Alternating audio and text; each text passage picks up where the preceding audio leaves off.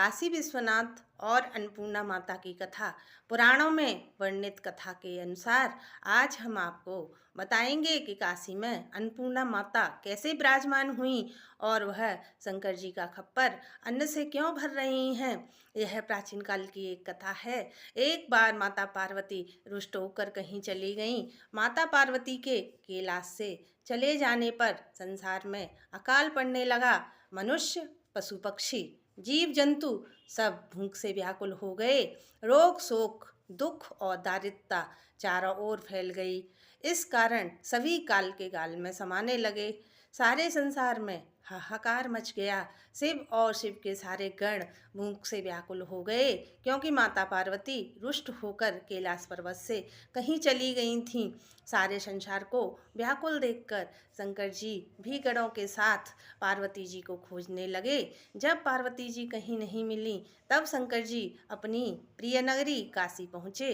काशी पहुँचकर शंकर जी ने एक दिव्य स्त्री को देखा जो अन्न का दान कर रही थी। शंकर जी पार्वती जी को पहचान गए कि अन्न दान करने वाली अन्नपूर्णा पार्वती जी ही हैं। संसार को कष्ट में देखकर शंकर जी ने अन्नपूर्णा माँ के सामने अपना खप्पर कर दिया, जिसे पार्वती स्वरूपा अन्नपूर्णा माता ने अन्न से पूरा भर दिया। तब से शंकर जी ने अपने खप्पर में भरे हुए अन्न से ही शिवगणों के साथ पूरे संसार को भोजन कराया और सभी की भूख को शांत किया। इस प्रकार पूरे संसार का अकाल नष्ट हो गया। कहा जाता है तभी से भगवान शंकर का खप्पर जो अन्नपूर्णा माता ने भरा था, उसी खप्पर से सारे संसार के अन्न की पूर्ति हो रही है।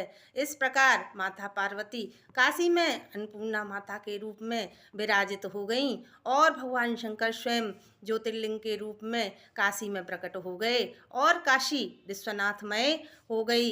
इस प्रकार हमने आपको अन्नपूर्णा माता और काशी विश्वनाथ भगवान की कथा सुनाई। अगर आपको मेरी यह कथा अच्छी लगे तो कृपया लाइक और कमेंट करना।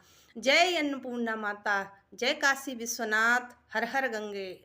श्री शिवाय नमस्तुभ्यं।